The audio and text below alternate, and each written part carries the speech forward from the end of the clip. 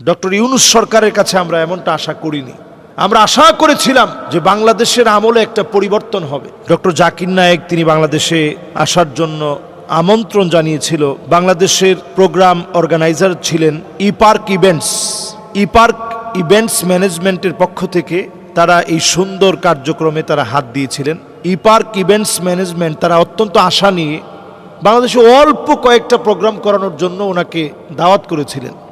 বিভাগ ওয়াইজ হয়তো কয়েকটা প্রোগ্রাম হতো, এবং তারা কিন্তু ফাইনালি কোনো কথা জাতির সামনে খুব অ্যালাউ করে অথবা খুব হাইলাইটস করে নিজেদেরকে প্রচার করবেন, ইপার্ক ইভেন্টস ম্যানেজমেন্ট এই কাজটা কিন্তু করে নাই। তারা কিন্তু পারতো, যখন থেকে দাওয়াত দিয়েছে বিশাল করে তাদের নিজেদের প্রচারণা এগুলাতে তারা মত্ত হয়ে যেতে পারত এবং ব্যস্ত থাকতে পারত। সেটা তারা না করে বরং তারা চেষ্টা করেছে যে একজন দায়ী আসবে, তাকে কিভাবে সুন্দরভাবে বাংলাদেশে ওয়েলকাম করা যায়। কিন্তু আমরা দেখেছি নানাভাবে কতজন আসলো, কোনো বাধা নাই। একজন দায়ী ইলাল্লাহ উনি আসতে পারলো না, শুধুমাত্র বাংলাদেশে এই কথা বলা হলো যে উনি আসলে পরে ওনাকে সিকিউরিটি দেওয়া যাবে না। এই সিকিউরিটির বিভিন্ন দিক দেখিয়ে ওনাকে কিন্তু আসতে দেওয়া হলো না। আমরা এতে মর্মাহত হয়েছি। ডক্টর ইউনূস সরকারের কাছে আমরা এমনটা আশা করিনি। আমরা আশা করেছিলাম যে বাংলাদেশের আমলে একটা পরিবর্তন হবে, মানুষের ভিতরে একটা একটা জাগরণ তৈরি হবে, কিন্তু সেটা আমরা পাইনি। আসলে এটা বড় একটা জুলম,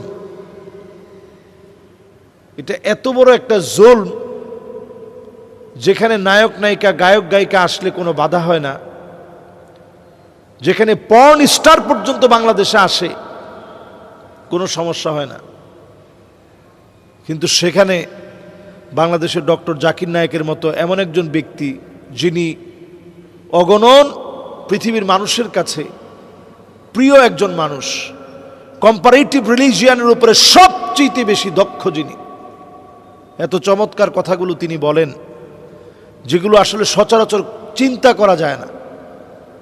এবং আল আজহার বিশ্ববিদ্যালয়ে আমি যখন ছাত্র ছিলাম সেই ছাত্র জীবনের স্মৃতিগুলো এখনও আছে। আল আজহার বিশ্ববিদ্যালয়ে তিনি যখন গিয়েছিলেন তিনি কোনো সংঘাত তৈরি করেননি, বরং মুসলমানদের এমন হিম্মত বাড়িয়ে তুলেছিলেন। সেখানে তিনি কথা বলতে গিয়ে বলেছেন যে একজন হিন্দু ভাই মনে করে গাছ মাছ একটা বানর একটা গাভী পর্যন্ত স্রষ্টা, আর আমরা মনে করি স্রষ্টার। তাহলে আমাদের মাঝে আর হিন্দুদের মধ্যে মূল পার্থক্যটা হচ্ছে এই যে একটা শুধু ব শূন্য র, ইংরেজিতে বলে অ্যাপোস্ট্রোফ, আরবিতে বলে ইদাফা। এই পার্থক্য যদি আমরা দূর করে দিতে পারি, এই পার্থক্য দূরীভূত হয়ে গেলেই হিন্দু মুসলমানের ভিতরে যে বিশাল একটা দেওয়াল আছে এই দেওয়ালটা দূরে সরে যাবে। তারাও এক ঈশ্বরবাদ, এক আল্লাহ বিশ্বাসী হবে, কারণ তাদের ধর্মগ্রন্থ বলছে মা তাসিফাতি মা আস্তি, প্রভুর কোনো প্রতিকৃতি নাই, ফটো নাই, ভাস্কর্য নাই, মূর্তি নাই। যদি মূর্তি না থাকে তাহলে আপনি মূর্তির পূজা কেন করবেন? এই চমৎকার কথাগুলো যিনি তুলে তুলে ধরেন আমাদের দেশে আসলে অনেক বড় উপকার হতো। আমি মনে করি রাষ্ট্রীয়ভাবে বহিঃশত্রুর একটা আগ্রাসন এটার মধ্যে রয়েছে, যেই বহিঃশত্রু তাদেরকে দেশে থাকতে দেননি ডক্টর জাকির নায়েককে, তারাই বিভিন্নভাবে প্রেশার ক্রিয়েট করেছে, এবং সেই প্রেশার ক্রিয়েটের কারণেই কোনো একটা অজুহাত দেখিয়ে নিষেধ করে দেওয়া হলো। ওনার তো কোনো ক্ষতি হয়নি, বরং আমরা ক্ষতিগ্রস্ত হয়েছি। এবং আমি বলবো শুধুমাত্র বহিরাষ্ট্র থেকে কোনো কথার কারণে আপনি সিদ্ধান্ত নিয়েছেন কিনা এটা দেখার পাশাপাশি আমাদের এটাও দেখতে হবে দেশের ভিতরে এমন কিছু লোক আছে যারা এখনো পর্যন্ত আলেমদের ঐক্যে ফাটল ধরানোর জন্য সজাগ রয়েছে। তারা কোনোভাবে চক্রান্ত করেছে কিনা এই বিষয়টাও খতিয়ে দেখার সময় আসছে। সুতরাং খতিয়ে দেখতে হবে দেশের ভিতরে যারা সুকৌশলে যারা বহিঃশত্রুদেরকে সহযোগিতা করে আসছে তারা কোনোভাবে ইন্ধন জুগিয়ে এটাকে বন্ধ করেছে কিনা এটাও আসলে খতিয়ে দেখা দরকার। অথচ আমরা চেয়েছিলাম তিনি এই দেশে আসবে, বাংলাদেশের সম্মান বাড়বে, বাংলাদেশের গৌরব বাড়বে। এই বিষয়গুলো যদি আমরা এখনো না বুঝি আমরা কবে থেকে বুঝবো? আল্লাহ রাব্বুল আলামিন আমাদেরকে বুঝদান করুক, এই দেশটাকে আলেম ওলামার দেশ হিসাবে, দ্বিতীয় বৃহত্তর মুসলিম দেশ হিসাবে এই দেশকে আল্লাহ তাআলা পুনর্গঠিত করুক। জালেমের জুলুম, বহিঃসূত্রের শকুনের দৃষ্টি থেকে আল্লাহ দেশটাকে বাঁচায় দিক, আমিন। সাম্প্রতিক সময়ে সৌদি আরবে একটি ভিডিও ভাইরাল হয়েছে। সৌদি আরবের পুলিশ কর্তৃক একজন মুআতামির, যিনি উমরা করতে গিয়েছেন, এমন একজন ব্যক্তিকে গায়ে হাত তুলছে, তাকে ধাক্কা মারছে। চরমভাবে এই দুরাচারের ব্যাপারে এই ভিডিওটি সারা বিশ্বময় ছড়িয়ে পড়েছে। আসলে সৌদি আরবে কখনো কখনো এই জাতীয় ভিডিও আমরা প্রায় সময় দেখি, যার কোনরূপ প্রতিকার পরবর্তী সময়ে কি পদক্ষেপ নেওয়া হয়েছে সেগুলো আমাদের চোখে পড়ে না। এই জাতীয় ভিডিওগুলো আমাদের জন্য অনাকাঙ্ক্ষিত এবং অনেক বেশি দুঃখজনক। কাইফা তারুদ্দুন আল হুজ্জাজ, একজন হাজী সাহেবকে কি করে একজন সৌদি পুলিশ কি করে তার সাথে ভৎসনা করে, খারাপ ব্যবহার করে, খারাপ দুরাচার করে। কাইফা তাদরিবুনাহুম ওয়া হুম দুয়ুফুর রহমান, যারা আল্লাহর ঘরের মেহমান, যারা আল্লাহর মেহমান, তাদেরকে যারা ধমক দিয়ে কথা বলে অথবা খারাপ আচরণ করে, এটা সত্যিই মেনে নেওয়া যায় না। তবে এই ক্ষেত্রে একটা বিষয় বলে রাখা অত্যন্ত জরুরি। এমন কিছু জায়গা আছে যে জায়গাগুলোতে অনেক সময় দেখবেন দাঁড়ানোর কারণে অন্যান্য মানুষের নামাজের বিঘ্ন ঘটবে, অথবা এই পথটা বন্ধ করে দিলে অনেক মানুষ হয়তো নামাজ পড়তে পারবে না। এই কষ্টসাধ্য হওয়ার কারণে অত্যন্ত নিয়মতান্ত্রিকভাবে সৌদিতে এই বিষয়টাকে মেনটেন করা হয়। মাক্কাতুল মুকাররমা অথবা মাদিনাতুল মুনাওয়ারায় আপনারা যখনই যাবেন তখন দেখবেন যে মদিনায় এই বিষয়টি একটু কম হয়, যেহেতু স্পেসটা অনেক বড়, এবং স্পেসের তুলনায় সেই জায়গায় মোটামুটি প্রবেশদ্বারটা একত্রে হওয়ার কারণে খুবই সহজে সেখানে নামাজ পড়া যায় এবং নির্দিষ্ট কিছু জায়গা ছাড়া তেমন বেশি বাধা বিপত্তির সম্মুখীন হতে হয় না।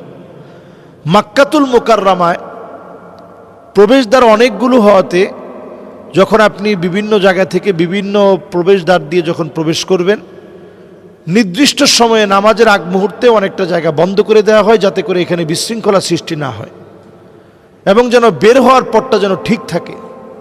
তো কখনো কখনো এমনটা হয় যে নিয়মটা যদি তারা একটু কঠিনভাবে না পালন করে তাহলে আমাদেরই বরং ভোগান্তি বেশি হবে।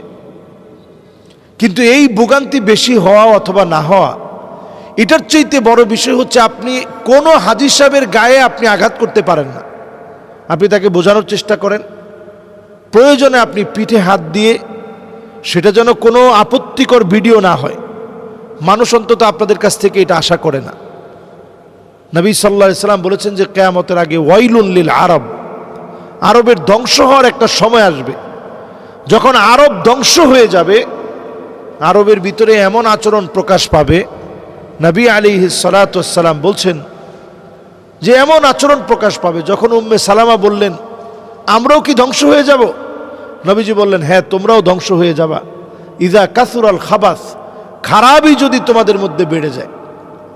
হ্যাঁ, এই ক্ষেত্রে আপনি আরো বেশি টাইট হন যে আল্লাহর ঘরের সামনে কোনো মোবাইল, সেগুলো দিয়ে ভিডিও অথবা সেখানে টিকটক করা, এগুলোর ব্যাপারে আপনি হার্ড হন। কিন্তু একজন মানুষ নামাজের জন্য দাঁড়িয়ে গিয়েছে, একটু সময় আপনি ধৈর্য নিয়ে একটু আপনি অপেক্ষা করেন। তার গায়ে যদি আঘাত করা হয়, কোনো নারীকে যদি একেবারে ধাক্কা দিয়ে ফেলে দেওয়া হয়, এগুলো চরম বিপর্যয়। এজন্য আমি বলবো যে সৌদি আরবের যে এই কাজটা করেছে, ভিডিওতে তার চেহারাটা আছে এবং সারা ওয়ার্ল্ডে কিন্তু এখন এটা নিয়ে আলোচনা শুরু হয়েছে। যার গায়ে আঘাত করা হয়েছে তিনি একজন মিশরীয় নাগরিক। মিশর থেকে এটা নিয়ে কারণ দর্শানোর জন্য বলা হয়েছে যে কোন কারণে তার গায়ে আঘাত করা হলো। তেমন কোনো কারণ কিন্তু তারা দর্শাতে পারে নাই, এখনো পর্যন্ত তারা কোনো প্রেস ব্রিফিং করে নাই। তো এই জাতীয় ঘটনাগুলো কিন্তু বিভিন্ন সময় ঘটে থাকে, এমনকি আমাদের সঙ্গেও বিভিন্ন সময়। আমি যে বছর গিয়েছি ওই বছর আমার চোখের সামনে একজন বাঙালি নারীর সাথে এমন ঘটনা হয়েছে যেটা আমি অবাক হয়ে গেছি, এবং সেই বছরেই আমি এটার প্রতিবাদও করেছি। তো প্রতিবাদ করার মুখে আমি দেখেছি যে যথেষ্ট বিচার হয়েছে, যদিও এই বিচারগুলো অনেক সময় চোখের সামনে না আসার কারণে আমরা মনে করি যে তারা এরকম উদ্ধত্তপূর্ণ আচরণ করার পরে তাদের মনে হয় কিছুই হয় না। আসলে তাদেরও শাস্তি হয়, এই শাস্তিগুলো প্রকাশ্যে আনা দরকার।